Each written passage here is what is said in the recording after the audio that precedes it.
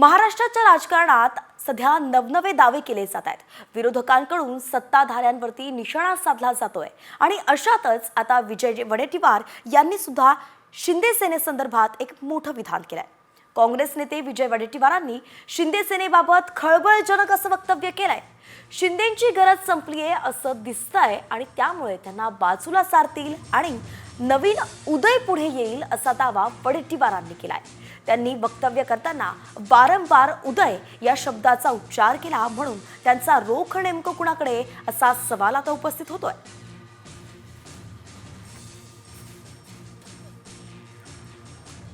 आता शिंदे साहेबांची गरज संपली का आणि त्यांना कदाचित ते बाजूला व्हावेत. आणि मला भीती वाटते, मी एक पुन्हा पुढचं स्टेटमेंट करतोय की आता उद्धवजींना संपवून शिंदेजींना आणलं, शिंदेजींना संपवून उद्या नवीन एक उदय पुढे येईल. तो उदय कुठला असेल त्याला पुढे आणण्याचा प्रयत्न होईल. ही सुद्धा स्थिती महाराष्ट्रात येईल शिवसेनेच्या बाबतीत. उदय तिसरा तो तुम्हाला दिसेल, ही शक्यता सुद्धा नाकारता येत नाही. कारण काही उदय दोनही डग्यावर हात मारू नयेत आणि बरोबर संबंध इतके सुंदर करून ठेवलेले आहे ते उदयासाठीच आहे. तर विजय वडेट्टीवार यांच्या या वक्तव्यानंतर आता ठाकरे सेनेचे खासदार संजय राऊत यांनी सुद्धा उदय शब्दाचा पुनरुच्चार केलाय. त्यांनी वडेट्टीवारांच्या वक्तव्याला दुजोराच दिलाय.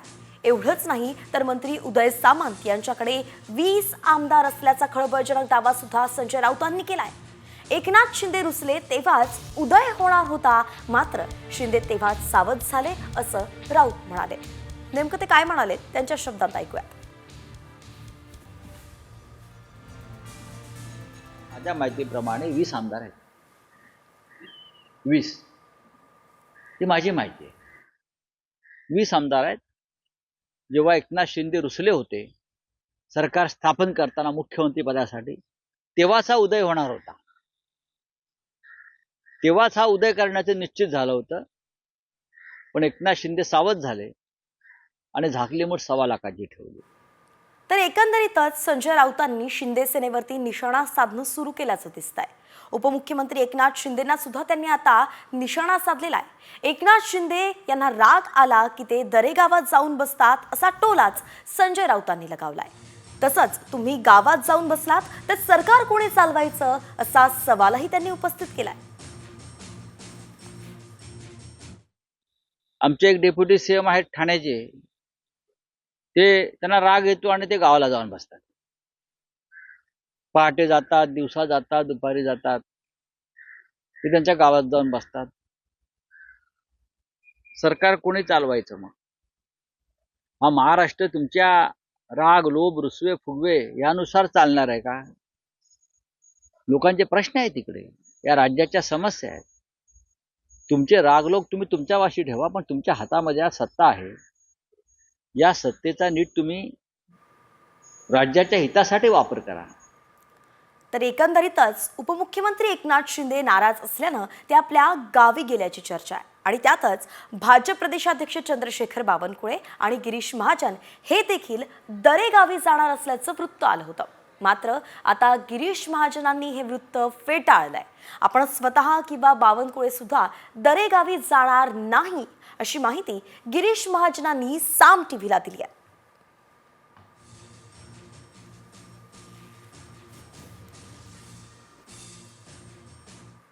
तर एकंदरीतच राज्याच्या राजकारणात अनेक महत्त्वाच्या घडामोडी घडत आहेत. दावे प्रतिदावे केले जात आहेत, ते दावे खोडूनही काढले जात आहेत.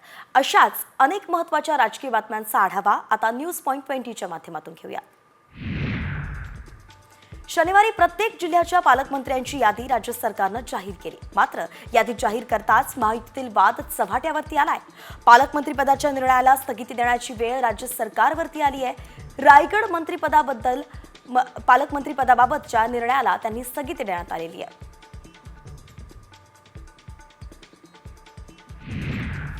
गिरीश महाजन यांच्याकडे नाशिक जिल्ह्याचं पालकमंत्रीपद देण्यात आलं होतं, मात्र आता निर्णयाला स्थगिती देण्यात आली आहे. पुढील आदेश येईपर्यंत या जिल्ह्याचं पालकमंत्रीपद रिक्त राहणार आहे.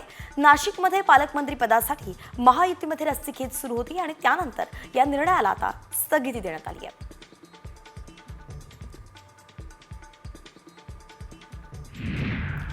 पुढील आदेशापर्यंत रायगडच्या पालकमंत्री पदालाही स्थगिती लागू राहणार आहे.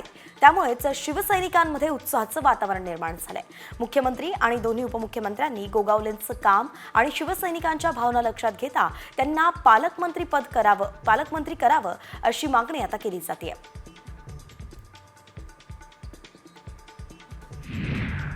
उपमुख्यमंत्री अजित पवार आज जालना जिल्हा दौऱ्यावरती आहेत. राष्ट्रवादी काँग्रेस पक्षाच्या मुख्य कार्यालयाचं उद्घाटन ते करणार आहेत. माजी विभागीय आयुक्त मधुकरराजे आर्दड यांच्यासह अनेक जण आज राष्ट्रवादी अजित पवार पक्षात प्रवेश करतील.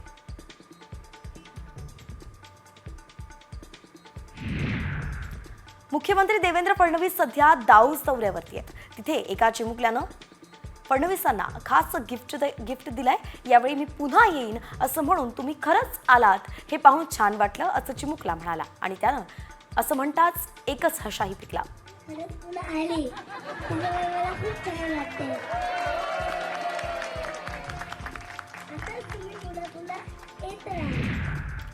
बीड सरपंच हत्या प्रकरण तसंच परभणी सोमनाथ सूर्यवंशी मृत्यू प्रकरणाच्या निषेधार्थ आज अकोल्यात सर्वधर्मीय आणि सर्वपक्षीय आक्रोश मोर्चा काढण्यात येतोय. दोन्ही प्रकरणात दोषी असणाऱ्या कुणाचीही गय न करता कठोर कारवाई करावी या मागणीसाठीच हा मोर्चा निघणार आहे.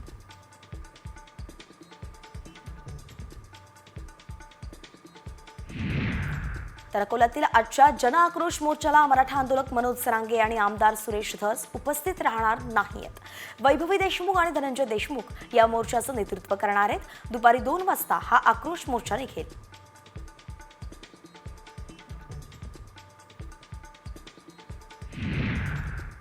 ठाकरे सेनेच्या अकोला जिल्हा प्रमुखपदी मंगेश काळे आणि गोपाल दातकर यांची नियुक्ती करण्यात आली आहे. मूर्तिजापूर आणि अकोट विधानसभा जिल्हा प्रमुख म्हणून मंगेश काळे असतील, तर अकोला पूर्व, पश्चिम आणि बाळापूर विधानसभा जिल्हा प्रमुख म्हणून गोपाल दातकर यांची फेरनियुक्ती उद्धव ठाकरेंनी केली आहे. पावसाळ्याआधीच पावसाळी नाल्यांच्या साफसफाईवरती भर दिला जातोय. पावसाळी नाल्यांच्या साफसफाईसाठी वापरण्यात येणाऱ्या मशीन वाढवण्यात येत असून त्याच्या देखरेखीवरती लक्ष दिलं जात आहे. निम्नतम दर आकारणाऱ्या कंपनीला हे काम दिलं जाणार आहे.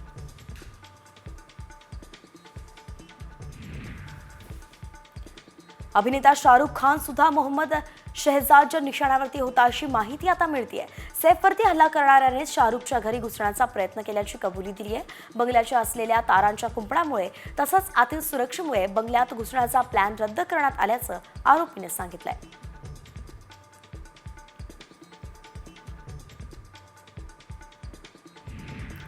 मुंबई अर्बन ट्रान्सपोर्ट प्रोजेक्ट अंतर्गत मुंबईला तब्बल 238 नव्या एसी लोकल ट्रेन मिळणार आहेत. एसी लोकल खरेदी करण्याचा प्रस्ताव पुन्हा रुळावरती आला असल्याची माहिती केंद्रीय रेल्वे मंत्र्यांनी दिली आहे. एसी लोकल खरेदीबाबतच्या निर्णयामुळे मुंबईकरांना दिलासाही मिळणार आहे.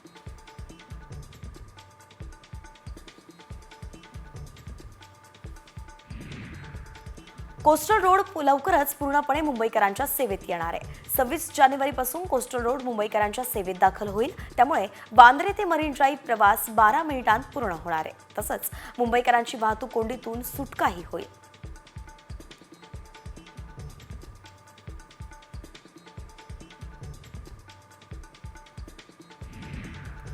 नवी मुंबईतील आगरी कोळी महोत्सवाला महिला आणि बाल कल्याण मंत्री अदिती तटकरे यांनी भेट दिली आहे. यावेळी त्यांनी आगरी कोळी संस्कृती आणि परंपरेचं कौतुक केलंय. मात्र पालकमंत्री पद याच्यावरती बोलण्यास त्यांनी नकारही दिलाय.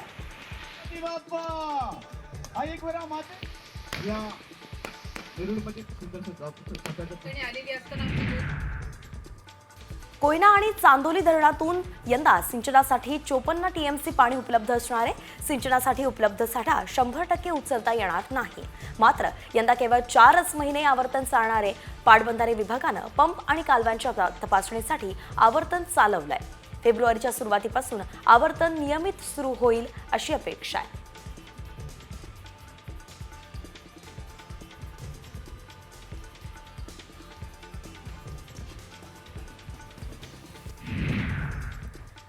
सध्या उन्हाचा तडाखा वाढू लागलाय, त्यामुळे नागरिकांची पावलं रसाळ फळांकडे वळू लागली आहेत. जुन्या मुंबई पुणे महामार्गावरील सोमाटणे फाटा इथे थेट परभणीवरून शेतकऱ्यांना कलिंगड आणून विक्रीस सुरुवात केली आहे.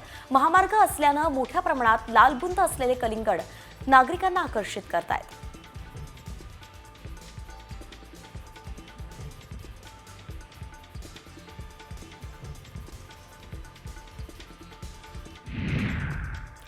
हवामान बदलांचा फटका बसल्यानं यंदा काश्मीर, हिमाचल प्रदेशच्या सफरचंदांचा हंगाम लवकर आटोपलाय. त्यामुळे बाजारपेठेतील सफरचंदांची मागणी लक्षात घेता आयातदारांनी इराण आणि तुर्की इथले सफरचंद आयात करण्याचा निर्णय घेतलाय. त्यामुळे आता इराणच्या सफरचंदांचा हंगाम सुरू झालाय.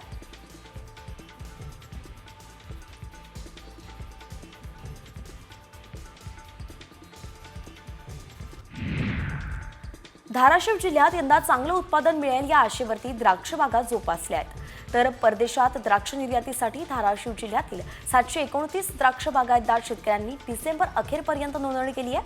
धाराशिव जिल्ह्यात मागील 6 वर्षांच्या तुलनेत यंदा 643 हेक्टर क्षेत्रावरती द्राक्ष बागांची लागवड केली आहे.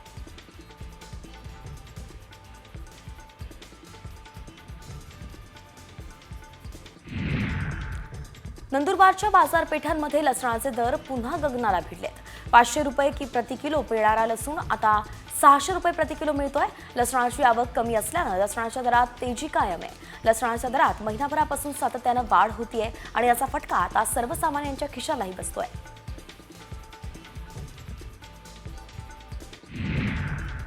कापूस नगदी पीक आहे, त्यामुळे शेतकरी मोठ्या प्रमाणात कापूस पिकांची लागवड करतात. यंदा बाहेरील मजूर कापूस वेचणीला आले नाही, त्यामुळे वेचणीअभावी कापूस उत्पादक शेतकऱ्यांचे हाल होत आहेत.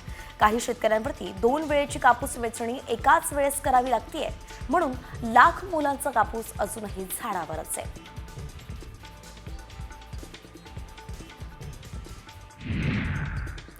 अमरावती जिल्ह्यात तुरीचा हंगाम सुरू होण्यापूर्वी तुरीच्या दरात 7,000पर्यंत घसरण झाली आहे. मात्र आता अमरावती जिल्ह्यात तुरीला 8 दिवसांत प्रति क्विंटल 1,000 रुपयांची वाढ झाली असून तुरीला 8,000 रुपये प्रति क्विंटल असा दर मिळतोय. तूर उत्पादक शेतकऱ्यांमध्ये त्यामुळे आनंदाचं वातावरण आहे.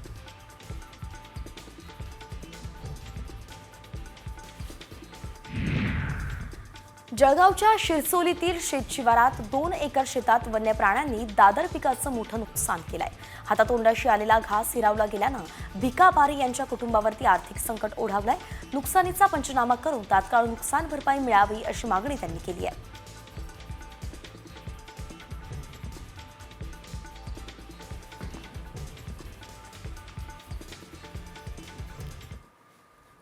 आणि एक मोठी बातमी सध्या पुढे येतेय. पालिका निवडणुकीबाबत मोठी बातमी समोर येतेय. 22 जानेवारीला होणारी सुनावणी आता पुढे ढकलली जाण्याची शक्यता वर्तवली जातेय. एकंदरीतच पालिका निवडणुकीचे सगळ्यांना वेध लागलेले असताना आता 22 जानेवारीला सुनावणी होणार होती, मात्र ही सुनावणी आता पुढे ढकलली जाण्याची शक्यता वर्तवली जातेय. अत्यंत मोठी बातमी आपण सध्या पाहतोय. कोर्टाच्या मेन लिस्टमध्ये हे प्रकरण नसल्यामुळे पुढे जाणार असल्याचं कळत आहे. त्यामुळे सुनावणीसाठी नवी तारीख मिळण्याची शक्यताही वर्तवली जाते. आपले प्रतिनिधी प्रमोद जगताप आपल्यासोबत जोडले गेलेत. प्रमोद, आपण पाहतोय की निवडणुकांचा वेध लागलेला असताना नेमकं सुनावणीकडे सगळ्यांचं लक्ष लागलं होतं, मात्र तारीख पुढे ढकलली गेली आहे. नेमकं काय सविस्तर अपडेट आहे? कधी सुनावणी होऊ शकते?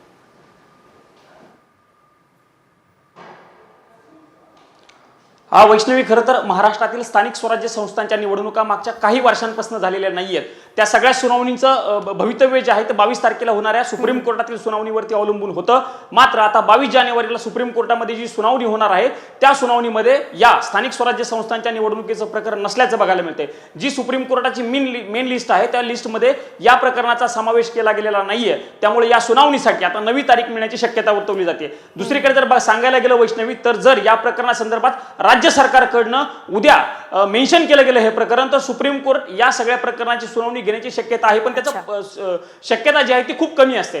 प्रामुख्याने जर सांगायचं झालं तर महाराष्ट्रातील सगळ्या स्थानिक स्वराज्य संस्थांच्या निवडणुका, महानगरपालिका असतील, जिल्हा परिषद असतील, पंचायत समितीच्या निवडणुका काही दिवसांपासून झालेल्या नाहीयेत. सगळ्या राज्याचं लक्ष जे आहे ते 22 तारखेच्या सुनावणीकडे लागलेलं होतं. मात्र आता सुप्रीम कोर्टाच्या मेन लिस्टमध्ये या प्रकरणाचा समावेश नसल्यानं सगळ्याच राजकीय पक्षांची अपेक्षा भंग एक प्रकारे झालाय असं म्हणता येईल एक प्रकारे. दुसरीकडे जर सांगायला गेलं वैष्णवी, तर या प्रकरणाची सुनावणी सुनावणी नेमकं कधी होते हे बघणं महत्त्वाचं असणार आहे. सुप्रीम कोर्ट नवी सुनावणीची तारीख नेमकं काय देतं, त्या तारखेला तरी सुप्रीम कोर्टामध्ये सुनावणी होते का, आणि सुनावणी झाल्यानंतर राज्यातील स्थानिक स्वराज्य संस्थांच्या निवडणुकीचा मार्ग मोकळा होतो का हे बघणं महत्त्वाचं असणार आहे. धन्यवाद प्रमोद, अगदी सविस्तर अपडेट आपण दिली आहे. वेळोवेळी या संदर्भातील बातमीचे प्रत्येक अपडेट आपल्याकडून आम्ही घेत राहू. तुर्तास आपण पाहतोय की मेन लिस्टमध्ये याचं नाव नसल्यानं आजची सुनावणी पुढे ढकलली आहे आणि याच्या सप्लिमेंटरी लिस्टमध्ये तरी नाव येतंय का हे पाहणं महत्त्वाचं आहे.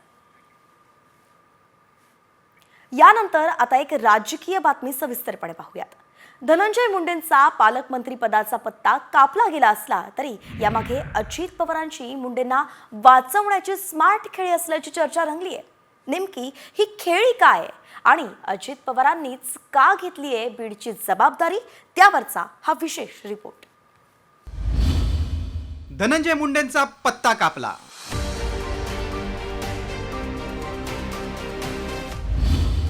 मुंडेंचं मंत्रिपद वाचवण्यासाठी दादांची खेळी. बीडच्या गुंडगिरी समोर दादागिरी चालणार.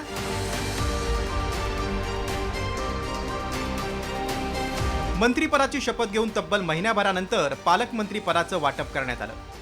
मात्र साऱ्या राज्याचं लक्ष लागत होतं ते बीडच्या पालकमंत्री पदाकडे.